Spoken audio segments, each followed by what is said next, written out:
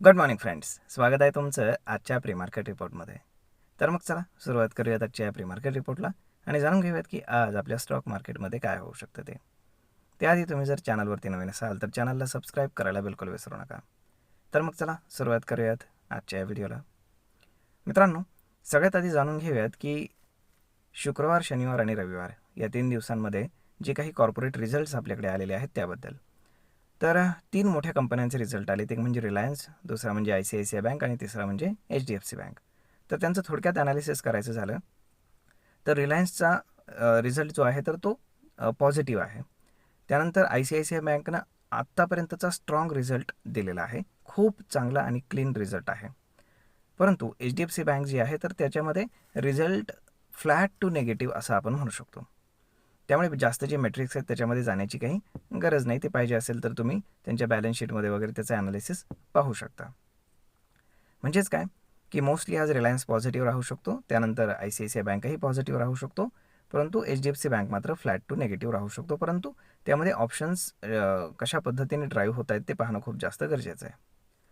आता जर आपण विकेंडमध्ये झालेलं जे काही एस्केलेशन आहे ते जर पाहिलं तर इराणनं जो काही हल्ला US बेसिसवरती केलेला आहे तर त्यामध्ये 3 US सोल्जर्स जे आहेत तर ते मारले गेलेत. त्यामुळे USवरती साहजिकच आहे की प्रेशर क्रिएट झाले की खूप मोठ्या प्रमाणात रिटॅलिएट करावं लागेल आणि मग त्यांनी शनिवार रविवारमध्ये मोठ्या प्रमाणामध्ये रिटेलिएशन केलेलं आहे आणि त्यामुळे युद्ध पुन्हा भडकलेलं आहे असं आपण म्हणू शकतो.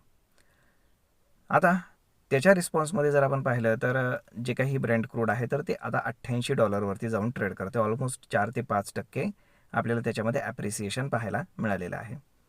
आता 85 जसा त्याने क्रॉस केला तर ती खरं तर पाहिलं तर आपण एक रेड लाईन आहे.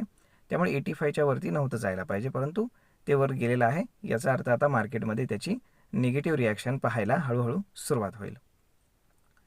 जर आजच्या दिवसाचं आपण जर पाहिलं तर आपल्या मार्केटमध्ये रिझल्ट जरी चांगले असले तरी ग्लोबल क्यूज आज निगेटिव्ह आहेत. परंतु एक गोष्ट चांगली आहे ती म्हणजे FISनं केलेलं कमी सेलिंग. FISनं शुक्रवारी साधारण 300-350 कोटींच्या आसपास सेलिंग केले. त्याच्या अगेन्स्ट डोमेस्टिक इन्स्टिट्यूशन्सनं 1000 कोटींच्या आसपास बाईंग केल्याचं पाहायला मिळतं. म्हणजेच आज ब्रेंट क्रूड मार्केटला दणका देणार की जे चांगले रिझल्ट आले तर ते मार्केटला वर घेऊन जाणार हे मार्केट सुरू झाल्यानंतर आपल्याला समजेल. त्यामुळे अशा पद्धतीची सिच्युएशन सध्या मार्केटमध्ये आहे. जर आपण ओपन इंटरेस्टच्या हिशोबाने कॅल्क्युलेशन करायचं म्हटलं तर 24,000वरती खूप जास्त पुट रायटिंग आपल्याला पाहायला मिळतं आणि 24,500च्या लेवलला आपल्याला खूप जास्त कॉल रायटिंग पाहायला मिळते. म्हणजेच मोस्टली मार्केट ट्रेड करण्याची जी पॉसिबिलिटी आहे तर ती 24,600 ते 24,000 या रेंजच्या मध्ये मार्केट राहण्याची हायली पॉसिबिलिटी आहे.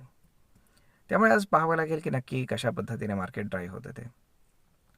तर मग होप सो पाहूयात काय होतं ते.